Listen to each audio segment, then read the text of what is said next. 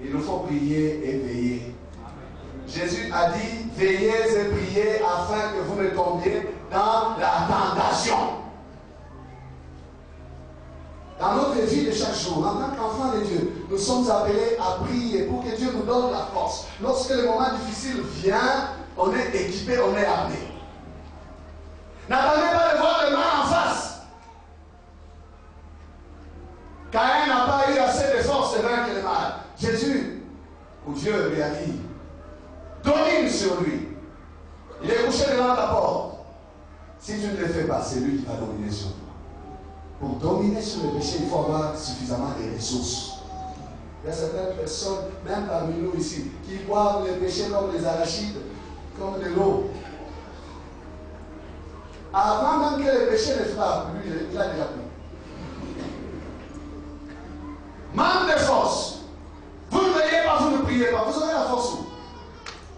Amen. Est-ce que quelqu'un me comprend? On parle déjà là. Tomber, c'est relever. Là, nous sommes du côté de se relever. Mais on va y revenir. On ne peut pas aborder les causes. C'est difficile, bien aimé, d'élaborer une liste pour voir quelles sont les choses qui peuvent faire tomber les chrétiens. Non, il y en a plusieurs. Il y en a plusieurs. Et chacun peut sonner son cœur et voir quelles sont les choses qui constituent des pièges pour moi, qui me poussent à me retrouver KO par terre. Et puis après, je pleure, je me vois comme Dieu me voit et je me reproche. Je ne suis pas content de moi du tout.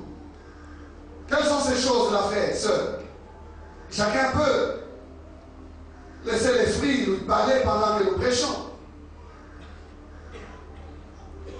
Pour certains, c'est leur propre faiblesse.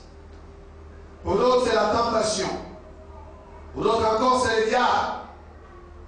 Le diable. Mais vous savez à propos du diable, certaines choses nous mettons sur le dos du diable alors qu'il n'y est pas. C'est nous-mêmes avec nos convoitises. Certaines choses, le diable ne vient que nous donner les brevets de spécialisation. Nous avons commencé nous-mêmes, nous avons commencé. Et il dit, ah, tu es un bon serviteur. Je te vois, tu persévères dans ça. Hé, t'es bon, viens, tu vas aider tes langues. Donne-lui les diplômes. Il est spécialiste en ça maintenant. Alors, le monde vient, il s'assoit là, il commence à t'aider. Mais au départ, c'est toi-même le responsable. Quelqu'un a dit, le diable va frapper plusieurs personnes en enfer qui l'ont accusé. Mais toi, tu es ici, est-ce que c'est moi qui t'ai amené ici? C'est toi-même, tu aimais les morts, tu aimais les...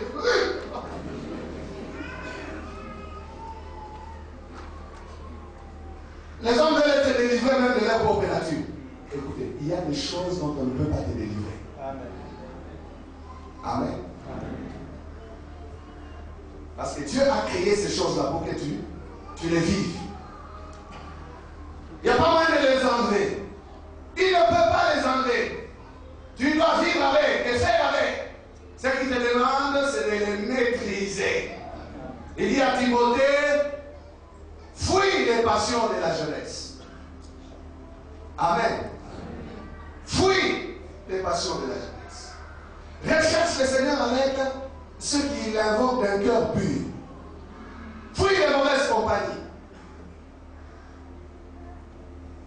Séparez-vous de cette génération perverse. Voilà les exhortations de la vie. Il y a des choses on ne peut pas. On ne peut pas se détacher ou les détacher de notre nature. Elles sont là pour notre bonheur. Ce que Dieu nous demande, c'est de les maîtriser. Amen. N'accusons pas le diable. Donc on ne peut pas aborder les causes. Elles sont multiples. Si l'on peut parvenir à tomber, on ne reste pas là. Et ce n'est pas ça qui nous concerne. Ce qui nous concerne, c'est se relever. Amen. Amen. Tomber peut arriver même au juste. Mais le refus de se relever, ça c'est bizarre. A-t-on jamais vu quelqu'un qui glisse et qui reste là dans la boue parce qu'il a plu, il reste là? Non. Un homme normal même s'il a mal, il se relève en criant aïe, aïe. Hein? Il fait même comme ça. Je suis mal tombé. Il enlève même la boue. Le chrétien, c'est une brebis. Et la brebis n'aime pas la boue. La brebis ne se sent pas à l'aise dans la boue, non. Quand elle tombe dans la boue, la brebis bête. Pour que les bergers, les bons bergers l'entendent. Le chrétien n'est pas un cochon. C'est le cochon qui aime la boue. Il est là dedans. Même quand vous le tirez de là, vous le mettez à l'œil. Il court et il court. Sa place, c'est dans les bas-fonds, dans les marigots, dans la boue. Mais les brebis du Seigneur, leur place, c'est sur les pentes escarpées des montagnes.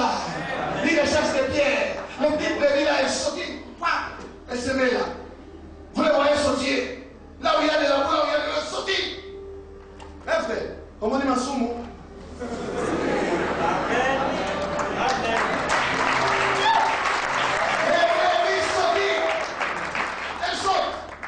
Elle ne se laisse pas là-dedans.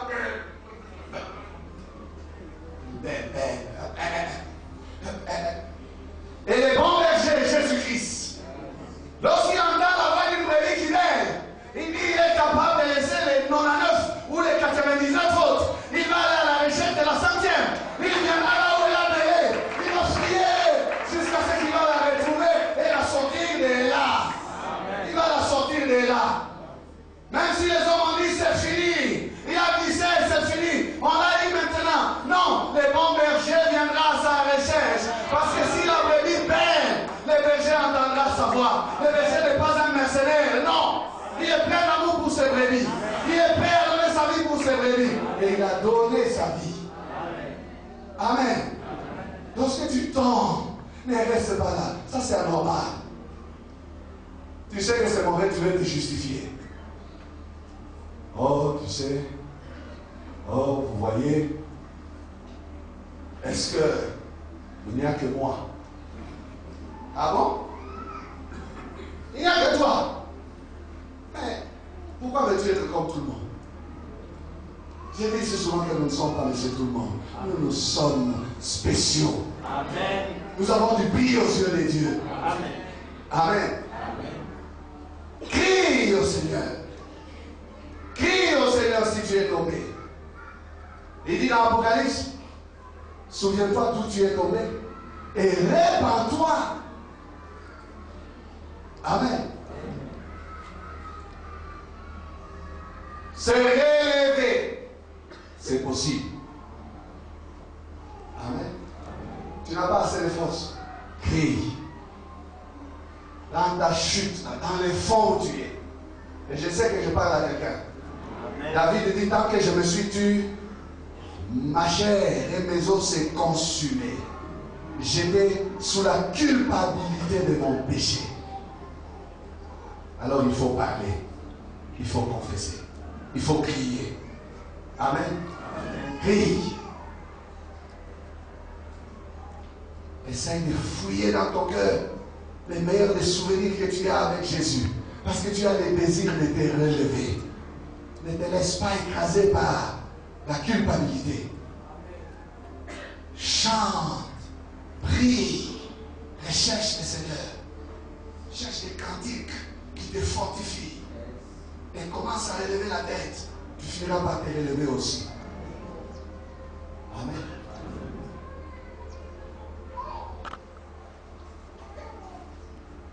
Et si tu entends la voix de l'ennemi souffler encore à ton oreille pour te rappeler des choses là, non, chante, loue ton Dieu. Regarde que tu ne glisseras plus, tu ne tomberas plus, tu n'y retourneras plus. Chante, confesse ta victoire en Christ. Dis au diable,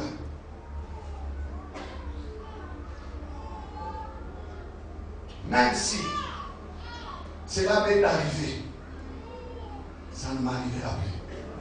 je n'y retournerai plus. Je l'ai décidé de tout mon cœur. Amen.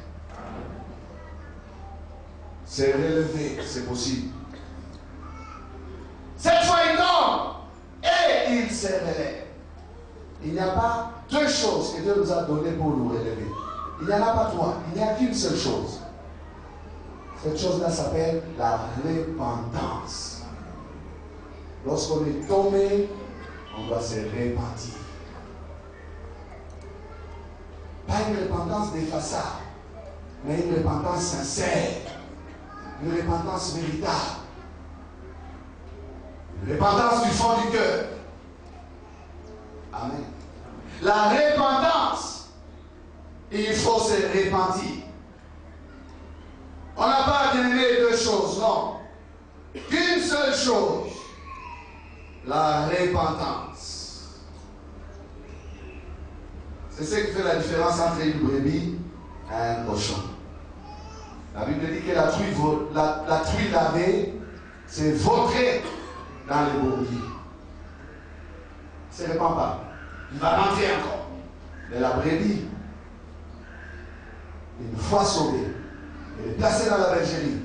Elle cherche à entendre maintenant la voix du berger. Les brebis me connaissent, elles m'entendent, elles entendent ma voix et me suivent. Une fois sauvée, on entend maintenant la voix du Seigneur. On marche à sa suite. La force du juste, donc, ce n'est pas qu'il est infaillible, non, mais la force du juste, c'est sa capacité à se mettre en ordre avec les dieux qui est son Dieu. Voilà la force du juste. Ce qui fait la différence entre Saül et David, c'est la repentance. Tous les deux ont commis des dégâts. Saül a désobéi, David a tué Uri. Mais regardez, lorsque Samuel va vers Saül, il parle de son péché face à Amalek. Dans 1 Samuel 15, quand Samuel a dit, est-ce que l'Éternel prend-il plaisir au sacrifice qu'à l'obéissance?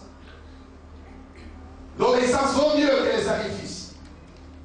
Il a reproché à Saül son péché. Dieu lui a dit de tuer les Amalécites, de tuer Agar, de vouer à l'interdit tout leur troupeau. Mais Saül n'a pas obéi. Il a voulu suivre la voie des hommes d'Israël. Nous prenons le verset 30. Écoutez la repentance de Saül. Saül dit encore, j'ai péché. Maintenant, je te prie, honore-moi en présence des anciens de mon peuple et en présence d'Israël.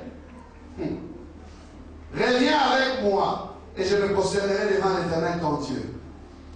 Ça, c'est Saül. Il parle, il dit, j'ai péché, mais il veut de l'honneur. Quel honneur veux-tu, toi qui as péché? Écoutez, celui qui a péché, il est indigne. Ça ne sert à rien de garder des apparences. Il faut apprendre à se voir tel que Dieu nous voit. Si on n'a pas les cœurs contris, l'esprit brisé. Shalom et bonsoir, fidèles téléspectateurs. Merci pour cette oreille attentive que vous nous avez accordée et pour votre disponibilité. Nous bénissons le Seigneur pour cela et nous vous donnons juste l'occasion de prendre la décision avec nous en ce moment, la décision pour Jésus-Christ. La Bible dit que Jésus-Christ se tient à la porte, il frappe. Et par cette parole que vous avez entendue,